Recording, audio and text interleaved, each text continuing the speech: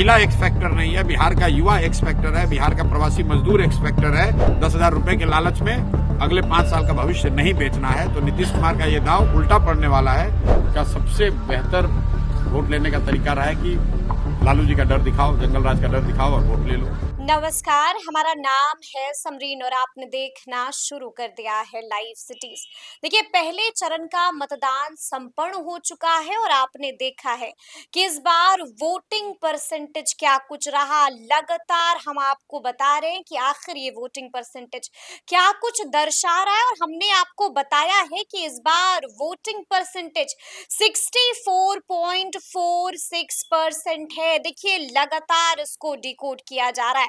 लगातार ये सवाल पूछा जा रहा है कि आखिर ये वोटिंग परसेंटेज क्या दर्शा रहा है। क्या ये वोटिंग परसेंटेज सत्ता में वापसी दर्शा रहा है? क्या ये वोटिंग परसेंटेज बदलाव दर्शा रहा है? और क्या ये वोटिंग परसेंटेज जन सुराज का इफेक्ट तो नहीं है? देखिए, आपको बता दें कि अब से कुछ देर पहले इसको लेकर के बड़ा बयान एक बार फिर से दिया है जन सुराज के सूत्रधार प्रशांत किशोर ने। तो क्या कुछ समझा रहे हैं प्रशांत किशोर इसको कैसे डिकोड कर रहे हैं, क्या बता रहे हैं? सबसे पहले आप प्रशांत किशोर को सुनिए।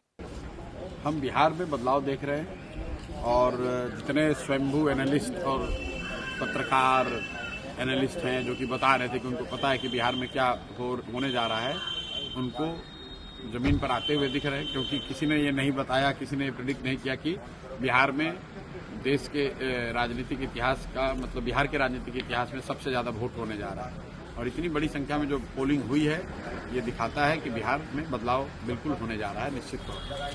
और बिहार में इस बार चुनाव में महिला एक्स फैक्टर नहीं है, बिहार का युवा एक्स फैक्टर है, बिहार का प्रवासी मजदूर एक्स फैक्टर है। क्योंकि वो अपने घर की महिला को बता रहा है कि वोट इस बार किसको देना है। 10,000 रुपए के लालच में अगले 5 साल का भविष्य नहीं बेचना है। तो नीतीश कुमार का ये दांव उल्टा पड़ने वाला है। क्योंकि लोग पैसा तो लिए हैं लेकिन उनके कहने पर वोट नहीं देंगे। ये फर्क आप समझिए। पहले के चुनाव में ये लोग छठ मनाकर चले जाते थे, फिर महिला अपने हिसाब से वोट करती थी।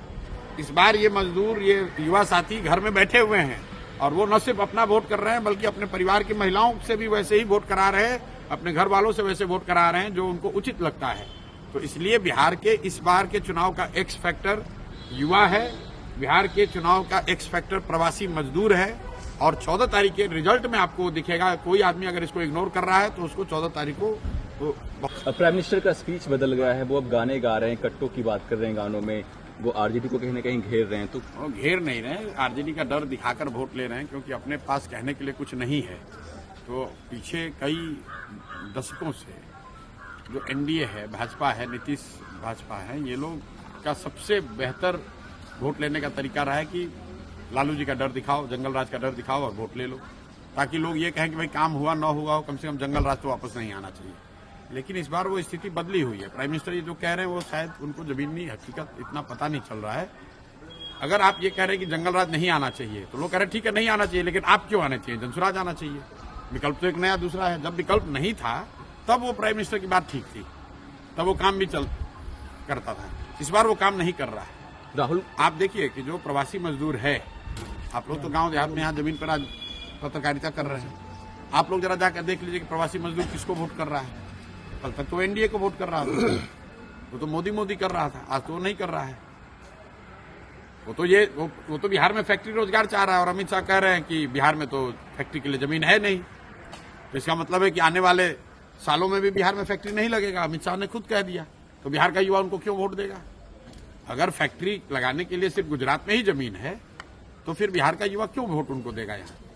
और ये पूछिए आप लोग कि अगर फैक्ट्री के लिए जमीन नहीं है तो ये जो बड़ा बड़ा सड़क सब बना है, जिसमें कि यहाँ के यहाँ पंजाब, आप बंगाल को गुजरात से जोड़ रहे हैं, वो सड़क बनाने के लिए जमीन बिहार में कहाँ से मिले? तो आपको अपना सड़क बनाना है, नेशनल हाईवे बनाना है तो बिहार में सड़क जमीन है, और बिहार के बच्चों के लिए फैक्ट्री बनाना है तो कह रहे कि यहाँ जमीन नहीं है। तो सुना आपने कि प्रशांत किशोर ने खुल करके समझाया है, डिकोड कर दिया है, बता दिया है कि आखिर ये वोटिंग परसेंटेज क्या कुछ दर्शा रहा है।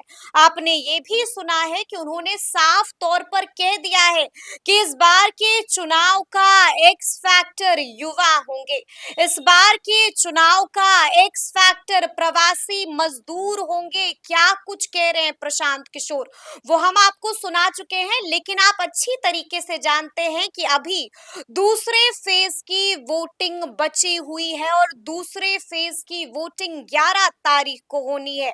और आप लगातार देख रहे हैं कि ऐसे में प्रचार प्रसार भी ऑन है, लगातार घूम रहे हैं प्रशांत किशोर, अपने पार्टी के लिए कैंपेन कर रहे हैं प्रशांत किशोर। और क्या कुछ कहा है उन्होंने वोटिंग परसेंटेज को लेकर के, ये भी हमने आपको सुनाया है। तो ऐसे में अब सबकी निगाहें 11 तारीख पर टिकी हुई हैं। सब समझना चाह रहे हैं कि आखिर 11 तारीख को क्या कुछ निकल के आएगा और 14 तारीख को मालूम चल जाएगा कि आखिर इस बार बिहार में किसकी सरकार बनने जा रही है। तो अब देखना होगा कि आगे आगे बिहार में होता क्या है। तो फिर ये पूरी खबर, पूरी जानकारी और पूरा वीडियो आपको कैसा लगा है, कमेंट करके हमें जरूर बताइएगा। तो ऐसे तमाम अपडेट्स के लिए बिल्कुल ऐसे ही हमारे साथ बने रहिएगा और देखते रहिएगा लाइव सिटीज। बहुत शुक्रिया।